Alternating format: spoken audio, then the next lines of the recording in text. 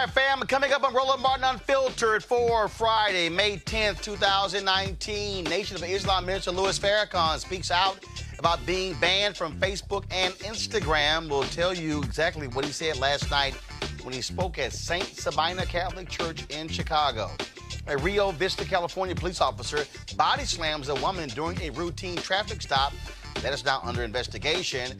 In our American Worker segment, Delta Airlines, what the hell is wrong with them? They put up a poster saying, don't pay your union dues and go buy a video game console? Really? Y'all really put that poster up? Chaos on the Alabama Senate floor as senators debate one of the strictest abortion bans in the country. And in Georgia, Hollywood is saying, oh, your new abortion bill? We ain't making no more damn movies in your state. We'll tell you who has made that announcement. Also, I talked with the former Tallahassee mayor and gubernatorial candidate Andrew Gillum. We talked about voting. Also, Amendment 4 in Florida and what he is doing to drive at least 1 million new voters to the polls in 2020. Folks, it's time to bring the funk on Roland Martin Unfiltered. Let's go. He's got it. Whatever the miss, he's on it. Whatever it is, he's got the scoop, the fact, the find. And when it breaks, he's right on time and it's rolling. Best believe he's going. Putting it down from sports to news to politics. With entertainment just for kicks, he's going. It's on go, y'all. It's Roland Martin, yeah. Rolling with Roland now. He's funky, he's fresh, he's real, the best, you know he's Roland Martin now.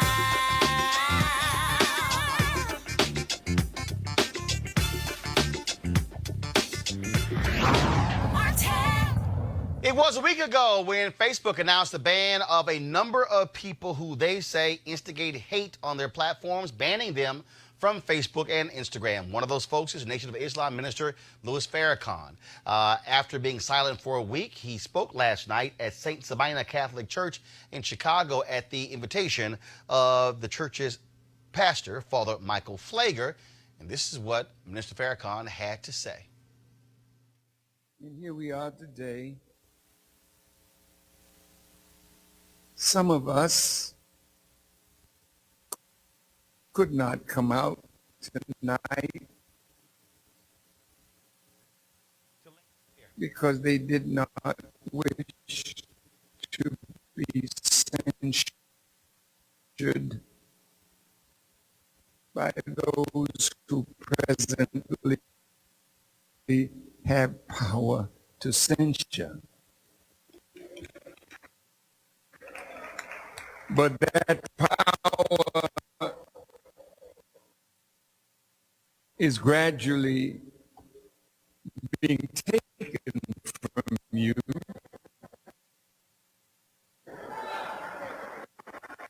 All right, folks, we have an issue with our video playback. So what I'm going to do is we're going to do an end around, so I'll work on that in just 1 second. But I do want to go to our panel right now to talk about that. But also, we'll talk about one of the other co-founders of Facebook, Chris Hughes, who says that Facebook has gotten too big. He published an op-ed in the New York Times saying it is time to break up the conglomerate. Our guest, Eugene Craig, CEO, Eugene Craig Organization, Teresa Lundy, founder, TML Communications, Joseph Williams, senior editor, U.S. News and World Report. Joseph, I'll start with you.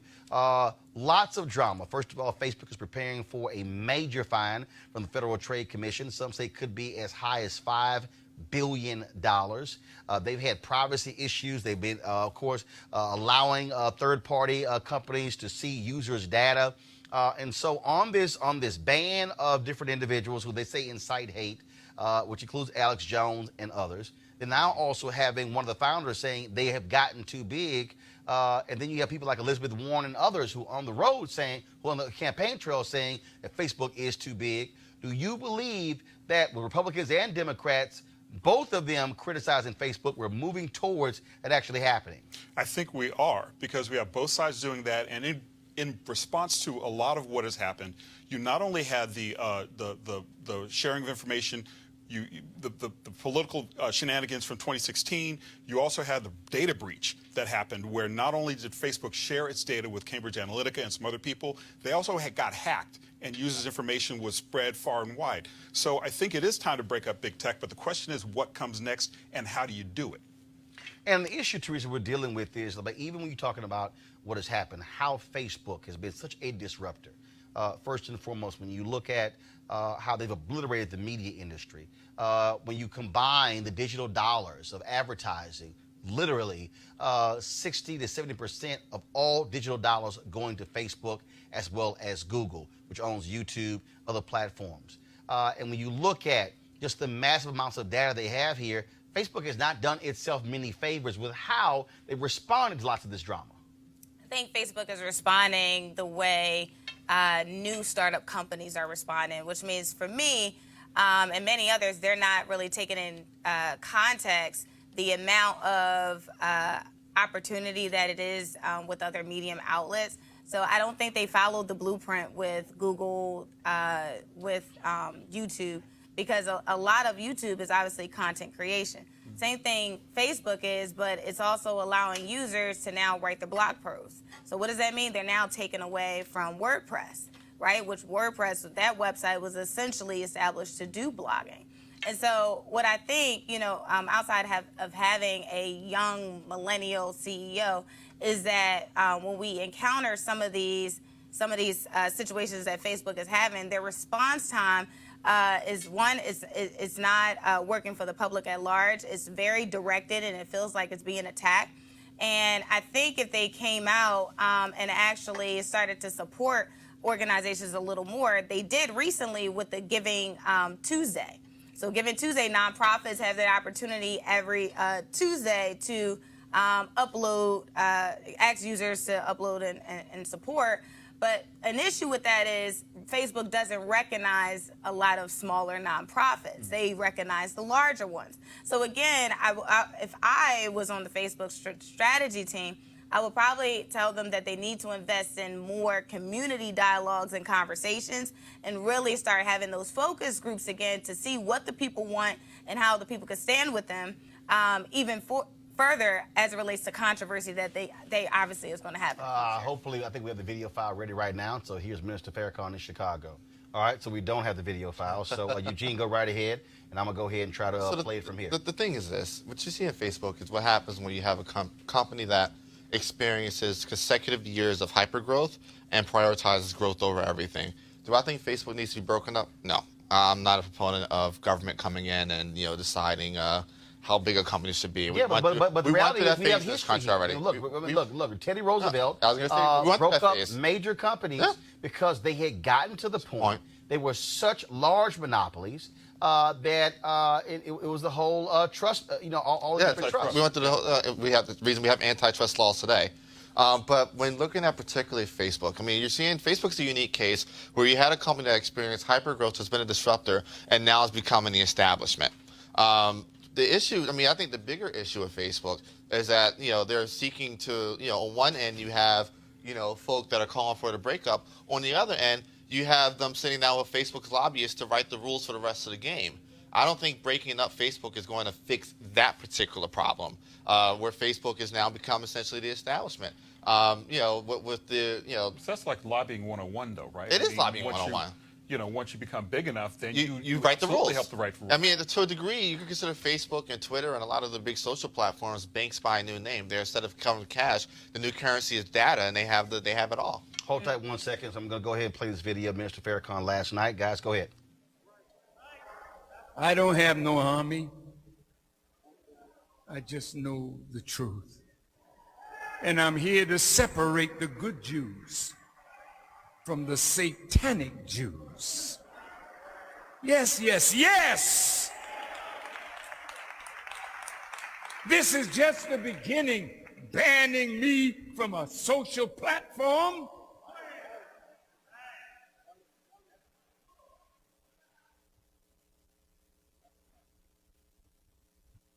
I use that platform with respect.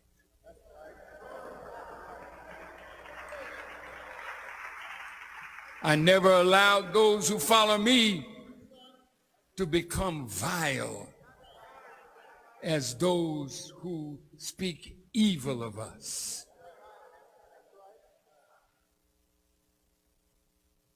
So I am dangerous. And here we are today. Some of us could not come out tonight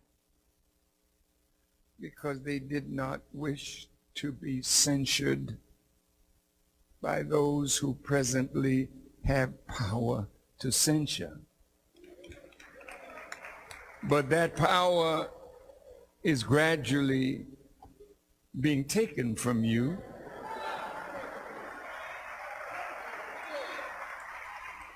And I am so grateful to God that he made me an instrument to bring that end of your wicked system of injustice. Jesus said, I give you this day 2 commandments. And if we focused on those 2 commandments, we can walk through what's happening with Facebook and Instagram and Twitter and the hatred that is shown toward me. If you could dig into those 2 commandments, you can overcome the disease of envy that keeps us divided against each other. I have not said one word of hate. I do not hate Jewish people.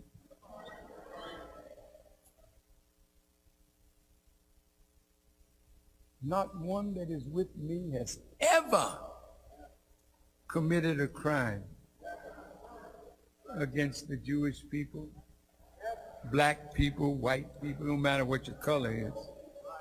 As long as you don't attack us, we don't bother you.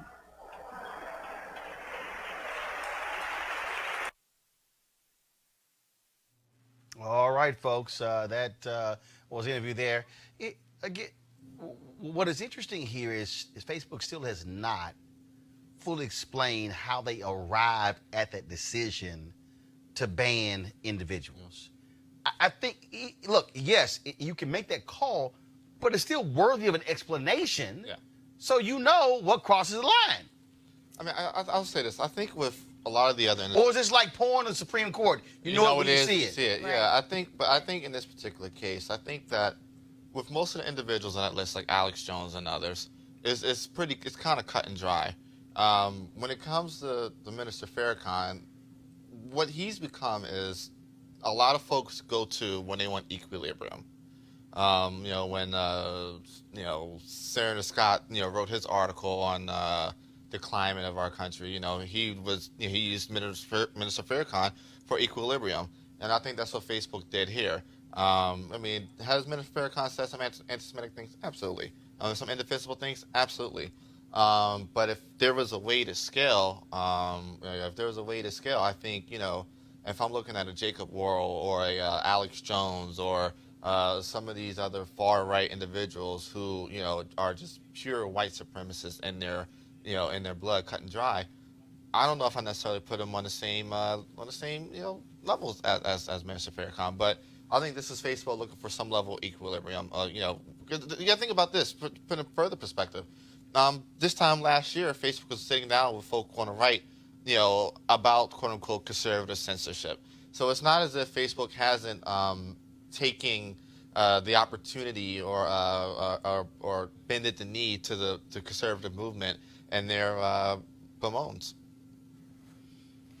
But see, I don't know. I mean, it's you're absolutely right that Farrakhan's a complex picture, but the lack of a clear and decisive standard, I think, is going to bite them in the end. I agree. I mean, I don't think that you can just kind of toss Minister Farrakhan on the pile and call it a day. I mean, and at the end of the day, I mean, he's done He's a very complex figure, and he has advocating for African Americans and not against white people per se. I mean, he's not commanding his people to go out and kill. You know, and I think that part of what Facebook is facing here, I mean, not only in trying to bring some equilibrium here, but their lack of a clear standard. If he decided to sue, I mean, you know, it's well, I mean, I will say this: even if he decided to sue, I don't think, you know, the First Amendment doesn't apply to private companies. No, but there again we get the argument about how powerful Facebook Right, has and that's become. the piece. And Right, so it's reached the point that you might be a private company, but you control so much of the discourse and so much of this communication landscape. That's why there are people who are saying that a Facebook or a Google, they are damn near getting close to being a utility. Yeah. Well, and there's a lot of talk about that, regulating them as a utility. So, I just think that, again, from their vantage point, the question is going to be, when do you reach a point where you're so big, but you still might want to explain why somebody actually got banned. And I think Minister Farrakhan actually mentioned that at, where was he at? State Sabine in Chicago. He mentioned that there. He said, you know, I want everyone to take out their phones and go Facebook Live. Well, and there you go. And so he literally put Facebook to the test. He's, you know, wanted to test his limits, and none of them got removed.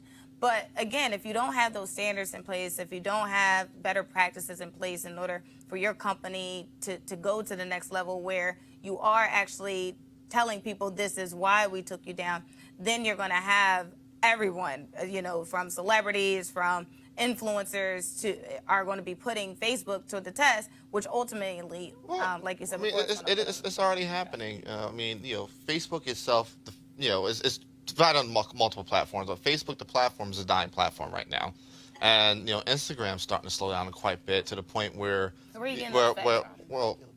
you can look them up.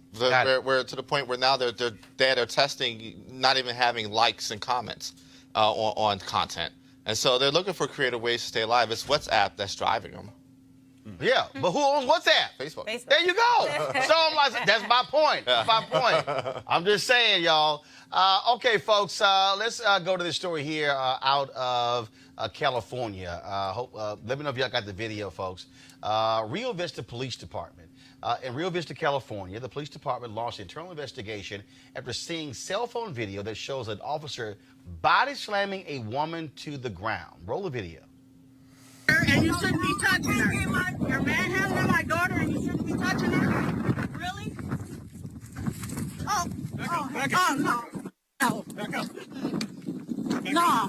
No. Back up, man. Get him off my daughter. Get him off my daughter, man. Don't talk to me like that, Get man. him off my daughter. What the Are you serious? Are you serious?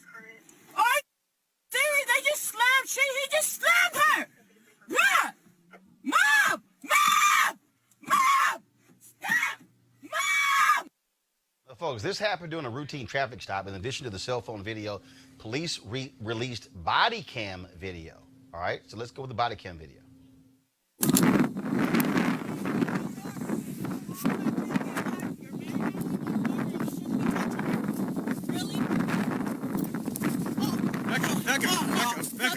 Back up. No. Get him off my daughter. Get him off my fucking daughter, man. Don't talk to me like that, man. Get him off my daughter. No. Get him.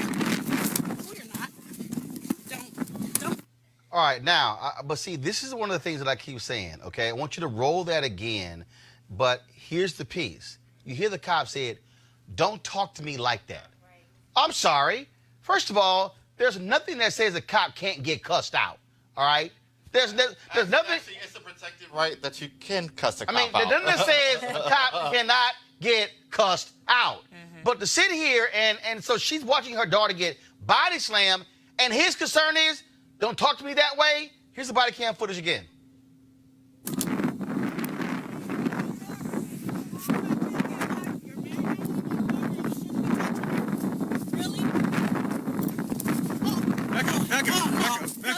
Back up. No. Get him off my daughter. Get him off my fucking daughter now! Don't talk to me like that, Get him off my daughter! Now! No, you're not. Don't do it. Now, clearly, we showed you 3 different videos, and so I guess there was another woman who was in the police car. Yeah. Because it appeared to be she's That's in the him. car, Or- and so I guess she was recording, and there was a police computer there. Yep. And you see one of the guns there. And Teresa, this is just the craziness where, okay, it's not like this woman is his size. Right. You mean to tell me that even if you're saying, okay, she's resisting, you don't have to body slam her in order to handcuff her? It's disgraceful. It is purely Because we played it, you unconscionable. jumped. I was disgusted. Well, I felt like I was in it, like, because it can happen to any of us at any time. She's getting pulled over for a traffic stop. I could be pulled over just for jaywalking across the street, right? And the same situation could have happened. Gratefully, no guns were pulled. But that's Small favor. I mean, but obviously there needs to be, I think, and I've always said this since the beginning, a departmental training where training and consequences where, if situations like this happen, then there needs to be some sort of, I don't know, take away from their pension or something so they can get the understanding that this is not allowed. I'll let you go, John. No, well, I'm just saying that training is a key, right? And we have seen this before. How many times? When I saw this, I was like, okay, stack this one with the other ones. I mean, just put it over here. But the problem, you put your finger on it, Teresa, is that training is not where it should be. I mean, anytime a situation with a woman who is clearly half his size gets out of control, you are poorly trained, and you're not handling a situation. I don't think it's training. Let me tell you something. I don't think it's training. I think there are people that are police officers should not be police officers. When you have situations like this, Yes. it should be. Right. I mean, I'll say this. I'm at the point where this needs to be a 2020 issue. I mean, it should be put on the table that one part of the first 100 days of the next Congress coming out of the new president is actual policing, federal policing reform with federal mandates with DOJ dollars attached to them. Okay, I'm sorry. You do know who's in the White House. I know. Well, I I was gonna said say, after the next, after with the next 2020, president, yeah. with the Yeah, next okay. president, Just with wanna the make- next president. Gotta make sure. But with the next, I'm sorry, with the next Democratic president. next time, well, hopefully Kamala Harris. Because you ain't get the damn thing from the Republicans. But go ahead. But the thing is this. The one constant in all of these situations is police interactions that did not have to happen. There has to be a transformation in this country of what happens with police. There needs to be the routine. There should be no such thing as a routine traffic stop. I think the scope of what police should be able to stop you for needs to be extremely narrowed down. No more. I mean, it's something. You have broken tail lights, traffic. The blinkers turning into full-on body slams and But deaths. see, it goes back to training again because Yeah. they are stopping these people for a very clear and specific reason. And let's be clear. And they're stopping them because they look the way they think somebody who is suspicious looks, I right? think it's training And- and it's vetting. Because the reality is, you're right. There are some thuggish cops who have no business being on the force, and they get off on this, and they know with a badge and a gun, they have license to do that. Final comment. Again and again and again, because you have small departments like this, where you have a situation like this, internal investigation, maybe they do a serious job, maybe they don't, one way or the other. That uniformed officer can go someplace else and do the same You got to thing. pull a license to police. Exactly. There needs, Let's remember, there needs to be a federal database of bad cops. But wait for that. There I mean, is one. don't hold The your Internal breath for that, Affairs man. Bureau. The Department of Justice tomorrow can start a federal database of cops that have been convicted, cops that have been involved in this violent one. situations. Don't hold your Not breath this for that one, one, but man. the next one. Not even the next one. I mean, I the wouldn't. culture is too entrenched. You have to make it an issue. But the problem is, when you have politicians who want the endorsements of police Absolutely. There you go. that's what you got going. Going to a break. We come back. American Worker segment. What the hell is wrong with Delta Airlines? That's next on Roland Martin Unfiltered.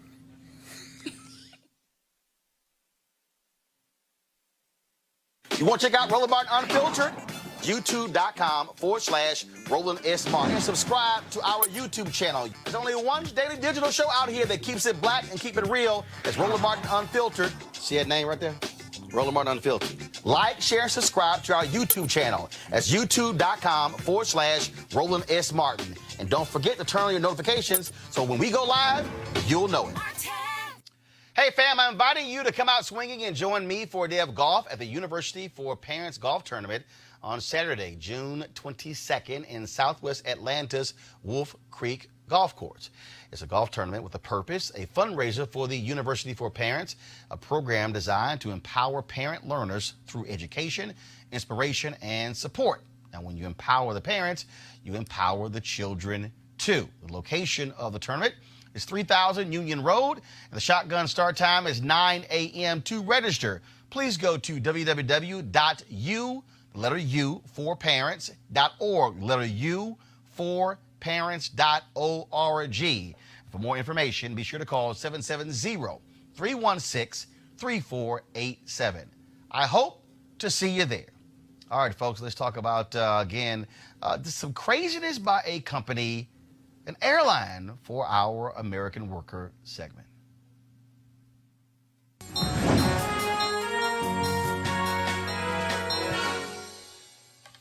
And, of course, look at Ask Me. They are the sponsor of this segment. So check this out. Delta Airlines sent out flyers encouraging their employees to spend their money on a gaming console instead of union dues. Yeah. Delta has a website called Don't Risk It, Don't Sign It, that advises employees against signing their union card. Do we have the poster? This is the poster they actually made, y'all. They spent money on this poster.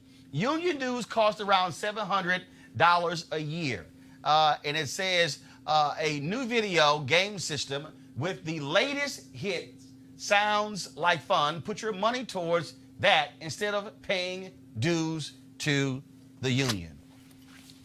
Delta should smack the hell out of the dumbass who literally thought of this, who used money to print it and then post it. Or who hired the PR firm that did that work. Nah, that looks internal. I don't think that's that's somebody that's out of touch with the culture right there. There are a lot of things you can spend $700 other than a off-brand game. But you're saying, well, hold on, wait a minute. So you want me to not pay my union dues, and your idea is a gaming console when the people who are in a union are trying to get pay increases or health care increases, and you're saying, yeah, just play video games.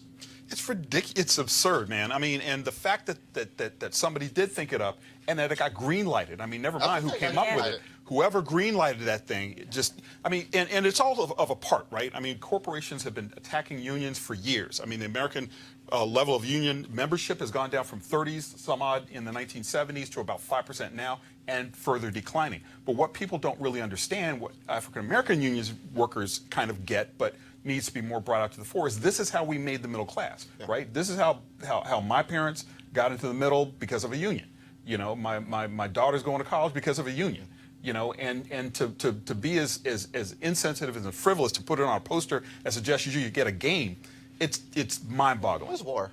This is war. It's war. There are no rules in war. It's give me every advantage possible. And if I'm Delta and I look at my baggage handler and the folk on the ground and the average a male average age of 18 to 30 or whatnot, I can't put on the poster board, oh hey, go spend $700 at a strip club. What's the next best thing? Go spend $700 on your Xbox, PlayStation, Madden, and 2K. It's war. It keeps the dollars out of the union. It keeps folks from signing up for the union, which then weakens the union hand when coming up and negotiating against Delta. But see, what also is interesting is it's just bald, right? I mean, before it was a little subtle. Now it's just don't buy the union. It's war. Yeah, it is war. It's not a cold war. It's a hot war. It's a hot war. That's what I'm saying. The culture has evolved to such a point that. But it's nuts. It's just nuts. It is nuts. And speaking of war, the continuing war by the right when it comes to abortion in this country, the Alabama Senate, folks, postponed a vote on what would be the country's most restrictive abortion ban. It removes an amendment that would allow exceptions in the case of rape or incest. But it also, what it would do is, it would literally cause for a woman to be in prison up to 99 years in prison for having an abortion. Now, chaos broke out on the Senate floor in Alabama when the rape and incest exemption was removed without a roll call vote. Senate Majority Leader Bobby Singleton shut the whole thing down. The eventual goal is, of course, to challenge Roe v. Wade in the Supreme Court. Y'all, this actually happened on the Alabama Senate. Watch this absolute abuse of power. Senator Chambliss, all those in favor say aye. No. Any opposed? Motion passes. Committee amendment is tabled. Senator Chambliss. There was no motion. There was no motion. There was a motion. He made a motion. He didn't even make a motion, Mr. President. Hold on, excuse me. He did not make a motion. He made a motion to He did not table. make a motion. There was no motion from the other side. He made a motion to table. Senator.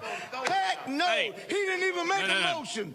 Senator He did not make a motion. He made a Mr. motion to President. table. What was the motion made? The motion. No motion was made. You just Excuse started to me. move this. Senator There was no Chambliss, you're mo- recognized. I don't care what the chair is about. Thank you, Mr. He did not President. make a motion. In response Hey. to the number of abortions that No, have no. been performed this year versus the rape and incest, Mr. President. He did not make a motion. Mr. there are President. 325,000 Mr. that President, I have abortions that have been performed Mr. this President, I have a- year. Now, in Georgia, the governor has signed a heartbeat bill that also bans an abortion after 6 weeks. Many folks have been opposing that. A lot of women who are pro-choice, saying that, well, first of all, that means that if you're a woman and you're 2 weeks late from your period and you discover you're pregnant, 6 weeks has passed. 3 Hollywood production companies, they've announced, David Simon, of course, the creator of The Wire, and 2 others, they've announced they will not be doing any movie productions in Georgia. Actress Elisa Milano was in Georgia protesting this bill before it was actually passed and signed into law, and many other Hollywood folks as well. Georgia makes a lot of money each year off of Hollywood productions. The question is, will it have an impact? Go to our panel here. The Alabama governor has been very clear. He wants this law in Alabama passed.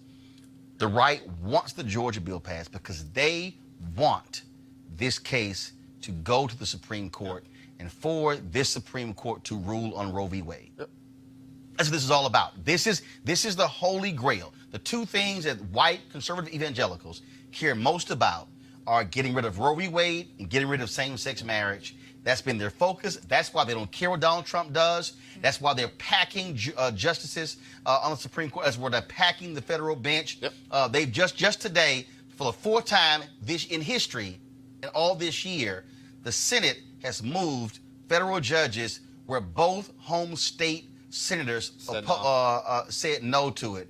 And all 4 have happened this year. They don't care. They are in a hurry to put as many far-right federal judges in order to affirm these laws. Yeah, the thing is this, and you know, I have some folk already questioning my conservative credentials, but the thing is this, I think day one of the next Congress for the new Democrat president, there needs to be an expansion of the Supreme Court, day one. These cases aren't going to make it to the Supreme Court within the next 2 years. It's just the way the court's set up. Take maybe 80 cases a year or something like that. These cases aren't going to be in the next batch. So which means they're going to get pushed into 2021. On day one, whoever it's Joe Biden, Kamala Harris, whoever, day one, the first thing after the cabinet's approved and confirmed, the very next thing, you need to throw another 5, 6, 7 justices up there. The Constitution does not limit our Supreme Court to Go from 9 to 14? You go to 9 to 14, 9 to 16, 9 to 20. I don't care. But I think that when it comes to the interests of women, the interests of black people, the interests of the future majority of this country, you need a Supreme Court up there that's going to protect those interests. Teresa, again, this is all white conservative evangelicals care about. Yeah, it is. And kudos to that elected official who actually spoke out. And I'm glad that obviously it was on camera, you know, because more of this needs to be shown to the forefront. First of all, before you continue, there are only 4 women who are in the Alabama Senate. They're all Democrats. So on the Republican side, there are no Republican women in the Alabama Senate. And so when these decisions are made as such, there's no room for... There are white men making the decisions. Again, there's All no white men. pro-choice. It's crazy. There's no pro-choice. There's no Probably can decisions. benefit There's no from consideration. Right, and they probably did benefit from abortion. I mean, you just had a doctor there on the stand saying, you know, I performed X amount of abortions. Then just change your profession, become a gynecologist. You know, but for him to kind of just be, you know, like that was kind of like their focal point as it relates to the other conversations when it passed. I think, you know, that this was a telling moment, and now it's like, okay, so now what other states going to do, seeing this injustice happen into Joseph, money. If you're Georgia and all of a sudden you start losing billions of dollars because Hollywood pulls out, The question then becomes, will you see that pressure apply to other companies saying don't relocate your industries there? The question then becomes, of the industries that are already there, will people be bold enough to say fine, start boycotting those products? You got Coca-Cola, Ken and Coca-Cola sitting right there. Yep. I mean, look, this is really what you're going to. But again, this is the battle, because since Roe v. Wade was decided, this has been the one thing that white conservative evangelicals, this is what they care about the most. And they have a guy in the White House who, frankly, supported abortion rights, who was pro-choice, but now he doesn't give a damn, and he's giving them whatever they want. That was then, this is now, right? And let's not forget the confirmation hearings for Justice Neil Gorsuch and Justice Brett Kavanaugh were very much centered tacitly and sometimes openly on abortion, right? This is what they're there for.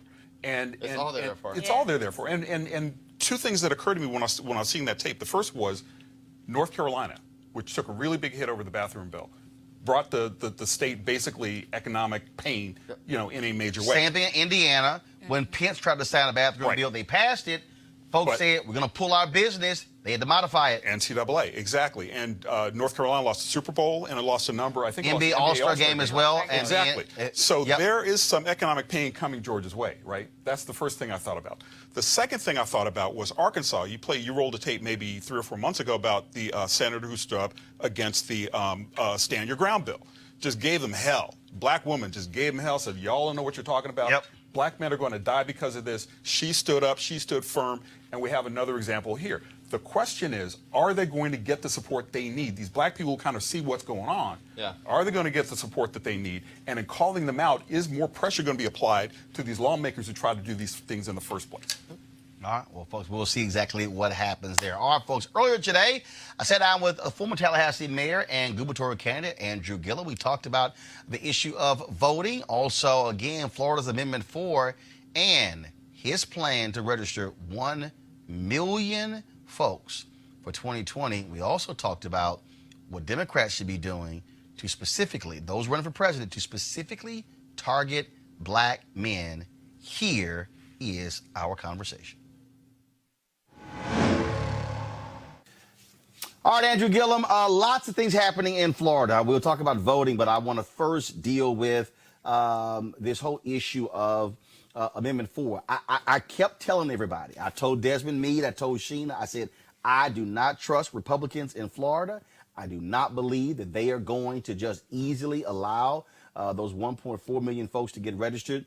And it's no shock that we're seeing Republicans push forward this bill. And of course, Ron DeSantis, the guy who you ran against, said he is going to sign it. They do not want to accept the will of the voters when it comes to extending voting rights to formerly incarcerated. Yeah, I mean, Roland, they're doing exactly what we expected they would be doing. And, with all due respect to all those who held out hope that Republicans would do the right thing and lavished praise on DeSantis when he first came in because he didn't look as bad as they thought he was going to be. Well, I always kept telling people when they were asking, well, how do you think the governor's doing so far? I said, it's too early to tell. My grandmama used to say the proof is in the eating of the pudding, not in the pudding itself. So he's got to make his way through a legislative session. We don't know what kind of bills are going to end up on his desk, and we certainly don't know what they're going to do with them, right? So everything from now arming teachers to ripping away money from the public education system to the shredding, in my opinion, of Amendment 4 by adding what is equivalent to what I believe is a poll tax, by adding fines, fees, restitutions as a condition of being able to get out there and register to have your rights again. Now, Roland, in the state of Florida, in order to make it onto the ballot, a constitutional amendment to make it onto the ballot, the language must be approved by the Florida Supreme Court. And they go meticulously through every line, every sentence, making sure the intent is extremely clear to the voter, making sure that there's only a single issue. Well, in this case, they went through that process. And Roland, nowhere in the language was there a requirement for court fines and fees to be added as a condition in order to have your rights restored.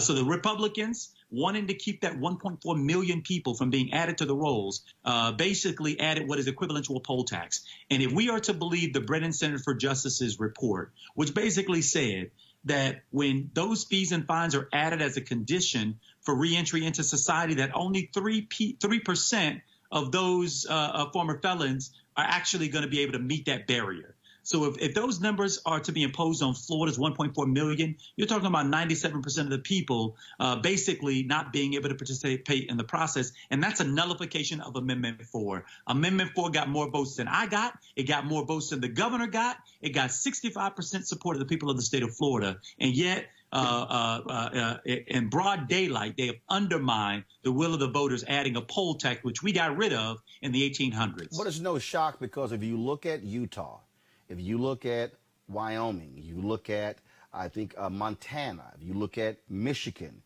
there are multiple states where there have been voter initiatives, Missouri, where the voters have passed initiatives, and Republican state legislatures and governors have said, we don't care, we're going to undo what you, the voters, actually just voted for.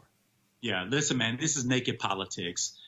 This session in Florida, and we've seen this all over the country. You saw it after the Democrats won in Wisconsin and Michigan. The lame duck Republican legislatures then worked overtime to undermine people's access to the ballot box. This is only about power. It's not about democracy. It's not about the Constitution. It's not about enforcing the will of the voters. This is about how do you concentrate as much power as you can, especially before the decennial census and the redistricting and the redrawing of lines, so that you can maintain political power for as long as you possibly can, right? So that's what they're doing. Let's not make any bones or mistakes about it. And what we've got to be doing is being equally, frankly, vicious about our defense of the Constitution, which is why it is my hope.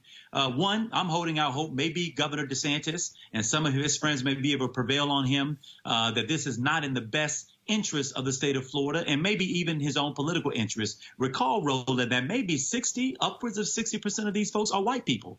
All of these folks that are getting their rights back are not necessarily going to be Democrats. We don't know that yet. We're in favor of it because it's the right thing to do. That's why Democrats are in favor of it. But what they're saying, because after January 8th, and they saw that the surge of people registering were black men coming out of supervisors of elections office saying, for the first time in my life, I feel seen. For the first time in my life, I feel heard, and it terrified them. And so for whatever gain they could possibly get from reenfranchising those people, they don't want to take the risk of also us adding new people to the role that can create an X factor and throw in jeopardy their majorities. Well, this is why I have been trying to make this argument to civil rights groups and others that we have to expand this conversation when we talk about voting rights. I believe, and look, rightfully so, fully understanding Voting Rights Act 1965, understanding the impact, where African Americans have stood on this whole issue of voting rights. But what we're seeing Republican state legislatures, Republican governors, Republicans in the House and the Senate, Republican presidents. What they're doing is they are even denying voting rights to white Americans. You talked about Wisconsin, where you had in 2016, a federal judge called in Governor Scott Walker's office and said, the voter ID was approved by the Obama Department of Justice. Why are you dragging your feet in the issuing of voter IDs? Then you have in these other states, when it comes to gerrymandering as well, there was a clerk in Wisconsin who said she purposely moved an early voting location off of a college campus, largely white students, because too many of them were voting Democrat. Moved it to an out-of-the-way location with a small parking lot, hard to get to. What we're seeing is young white voters disenfranchised. We're seeing elderly voters disenfranchised. And so we've got to issue the clarion call to white folks. This ain't just about us. You are also getting screwed, and you better be in this fight. In fact, the Ohio law that went to the Supreme Court that purged the list, where a guy said he was taken off the list because he had not voted in a couple of cycles. That was a white man who filed that lawsuit. And so I think even with Amendment 4, we got to say to white folks, hey, black folks have been fighting this thing. Y'all getting screwed too. Y'all got to get in this fight.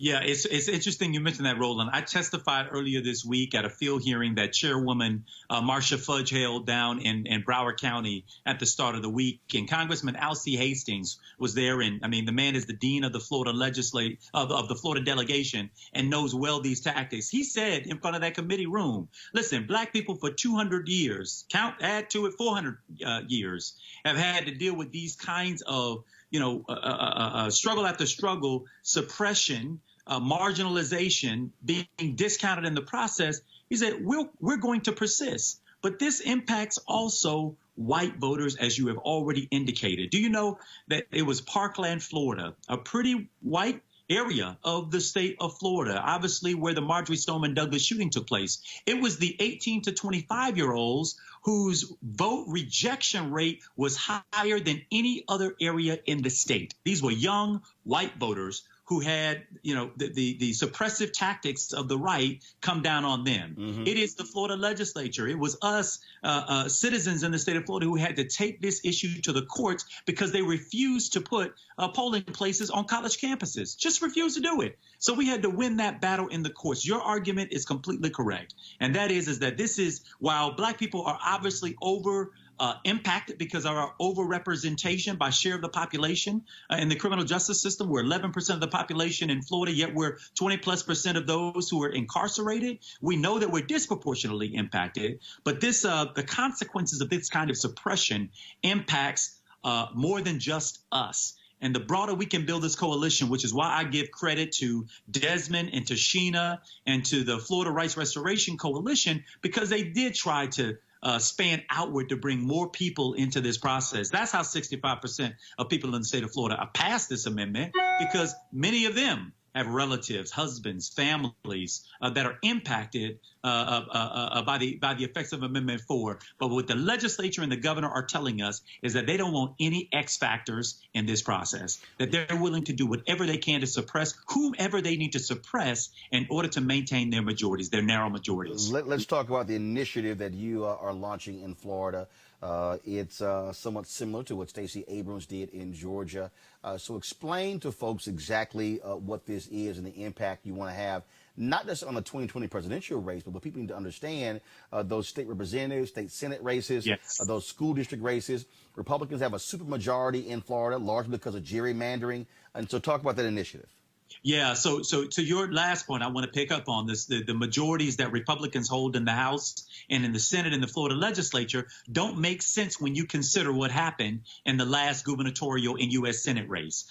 Bill Nelson lost his seat by 10,000 votes out of 8.3 million votes cast. My race for governor came down to 33,000 votes out of 8.3 million votes cast. Now, how is it that you can have margins that are within 0.4% difference and below, yet the Republican legislature have 70, of the House members of 120 legislature are Republicans? It just doesn't make sense. That is a function of the kind of work that Attorney General Holder is leading right now around this redistricting effort. These are elected officials choosing their voters rather than the voters choosing their elected officials. And so coming off of my race, where again, 33,000 vote difference with 85,000 votes that didn't get counted, ballots rejected over the state of Florida because of signature mismatch, where the W in your signature didn't match the W in your signature from a year ago, and an untrained person looks at your signature and decides that they're going to invalidate your constitutional right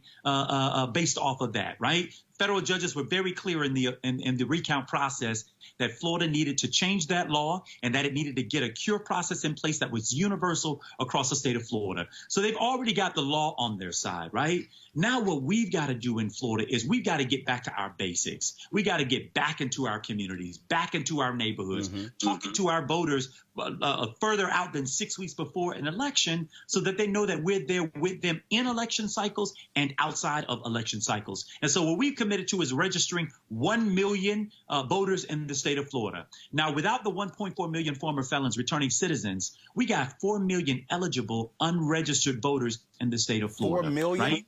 4 million eligible unregistered in the state of Florida, right? And so you add to that the returning citizens, we got a lot of runway for getting our numbers up. When Barack Obama was on the ballot in Florida in 2008, Democrats had a registration advantage over Republicans of over 700,000 more registered deeds than ours. When I was on the ballot 10 years later, that registration advantage has shrunk to around 250,000 Democratic registration advantage.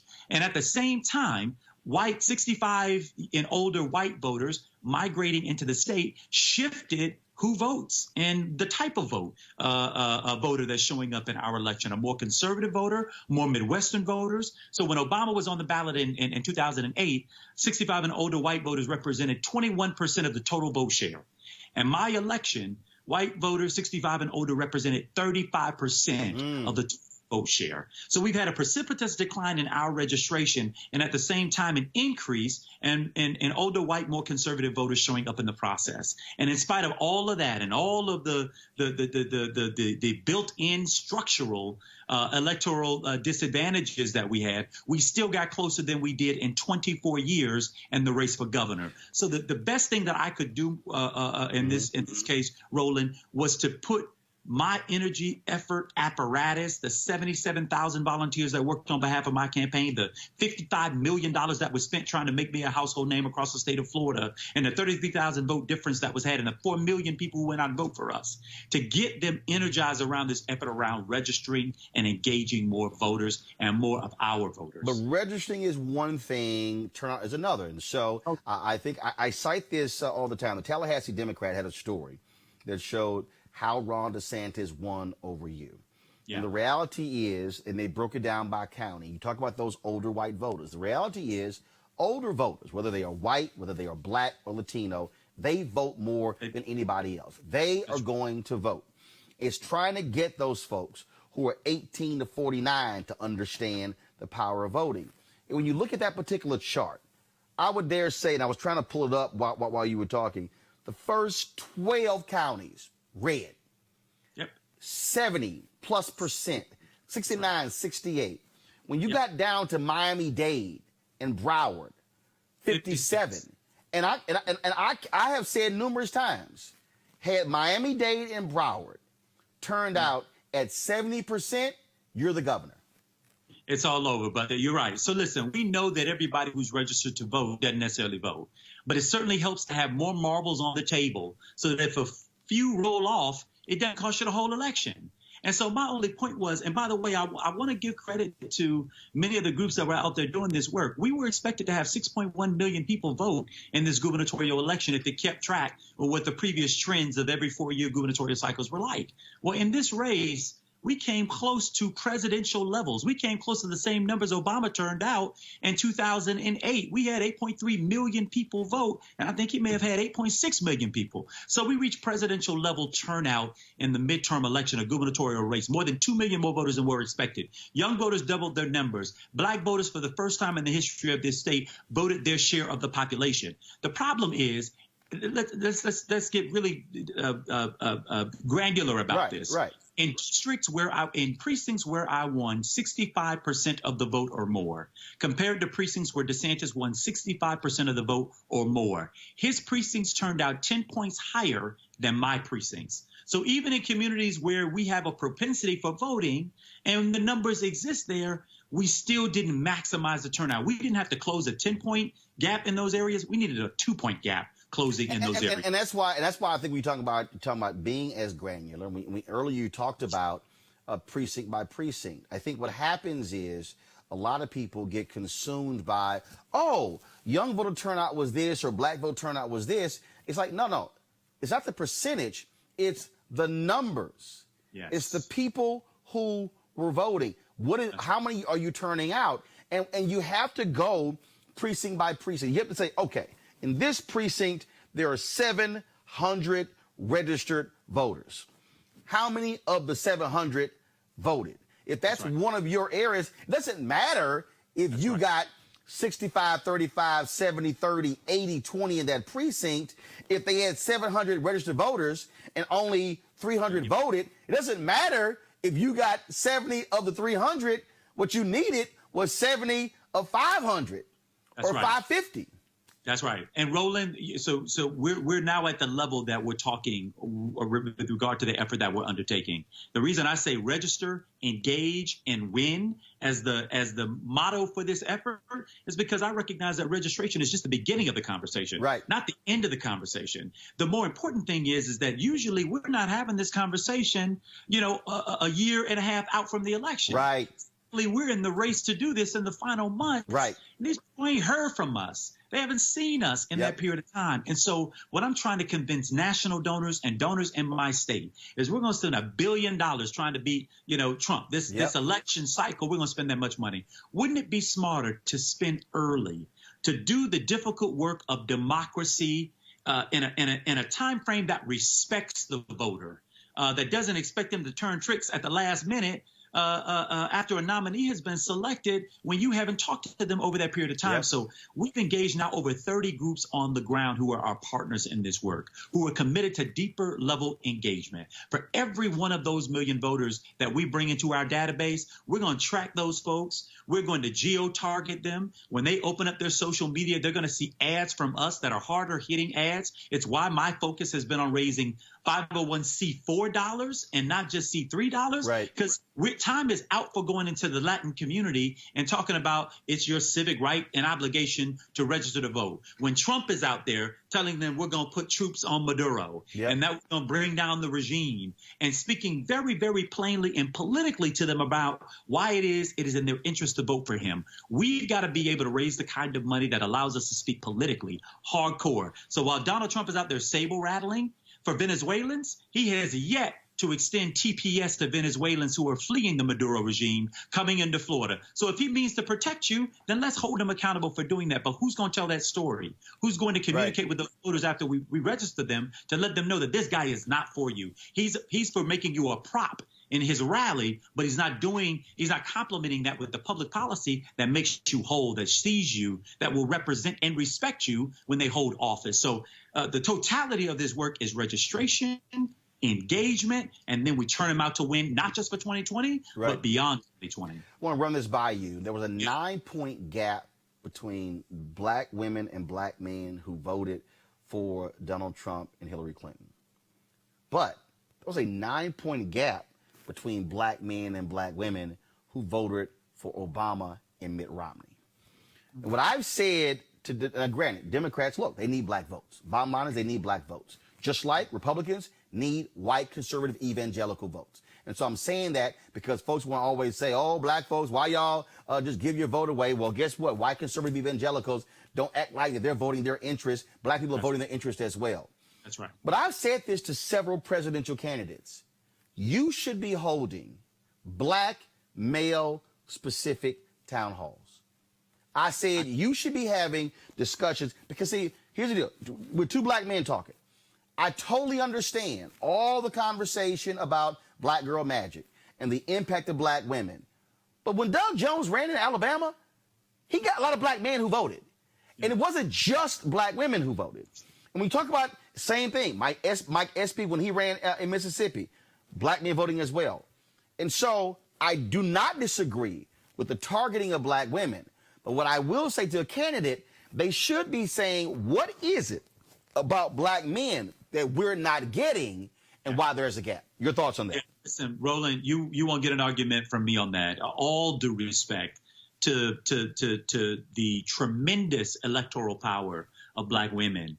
Black men also have a tremendous electoral power when you organize and you engage us and you talk to us about the issues that matter most to us. Talk to us about the wage gap that exists for us. Talk to us about what it means to get access to small business loans that allows us to turn our dreams of owning a business into a reality. Talk to us about the over prosecution rates in our community and the way in which so many of us are targeted.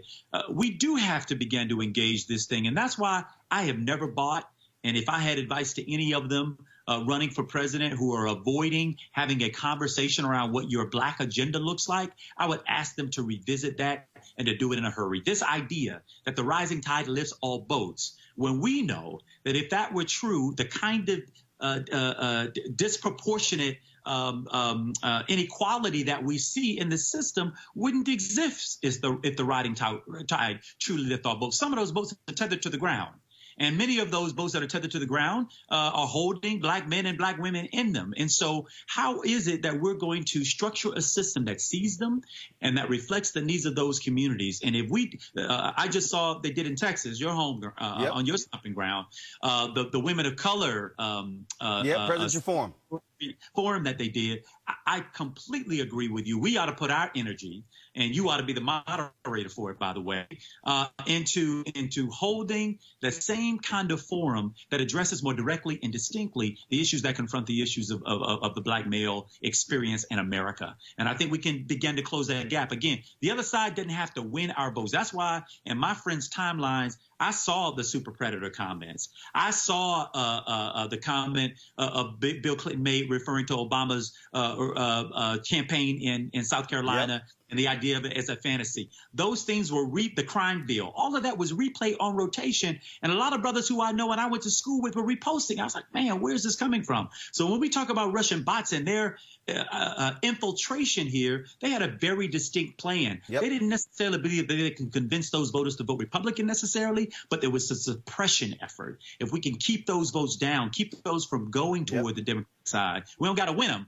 But the truth is we got to lose them less. And that means keeping some of us out of the arena. If we do that, I think it could play a very, very tremendous role in helping to motivate more men of color to participate. Well, I'll tell you what, Andrew, when it comes to this issue of voting and mobilization, it is about fighting, is understanding public policy. And what I keep telling people, I've never self-identified as a Democrat or Republican. I look at issues. And the reality is when you look at the issues that are being driven by Donald Trump, driven by Republican state legislatures, it has a negative impact on African Americans and obviously the Republicans. That's why you're not going to get black votes. But we've also got to just connect the dots to people to get them to understand how all these things are interrelated and how it impacts their life, as opposed to them saying, "Oh, I don't really. This really doesn't matter to me." When in fact, every single decision impacts them in a unique way.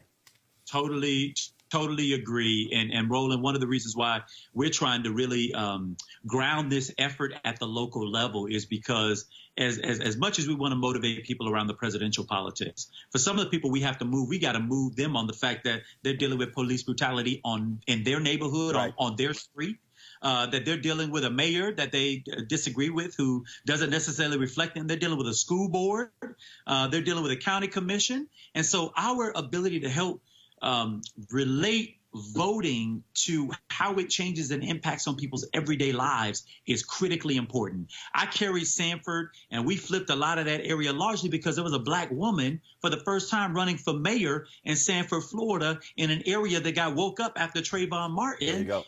And the combination of me at the top of the ticket for governor and a woman running for mayor in that area helped to really transform and created the kind of energy that was necessary. So the local piece of it, we got to ground this at a level that people can see their very lives reflected in the issues that are being decided. They already know Donald Trump is uniquely unqualified for his job.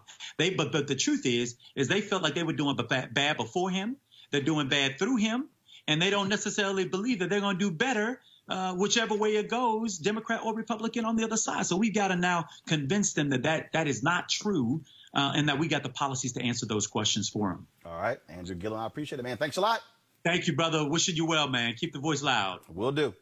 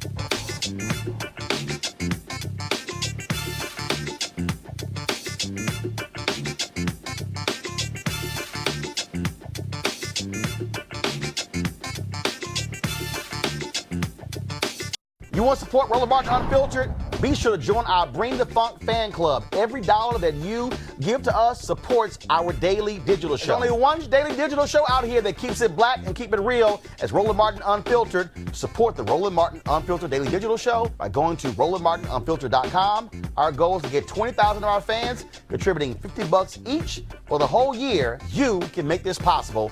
RolandMartinUnfiltered.com. Hey fam, want to check out Roland Martin Unfiltered, the blackest show on all of digital, cable, and broadcast. Check out our audio podcast. There's only one daily digital show out here that keeps it black and keep it real as Roland Martin Unfiltered. Press play. You want to check out Roland Martin Unfiltered? YouTube.com/Roland S. Martin. And subscribe to our YouTube channel. There's only one daily digital show out here that keeps it black and keep it real. It's Roland Martin Unfiltered. See that name right there? Roland Martin Unfiltered. Like, share, and subscribe to our YouTube channel. That's YouTube.com/Roland S. Martin. And don't forget to turn on your notifications so when we go live, you'll know it.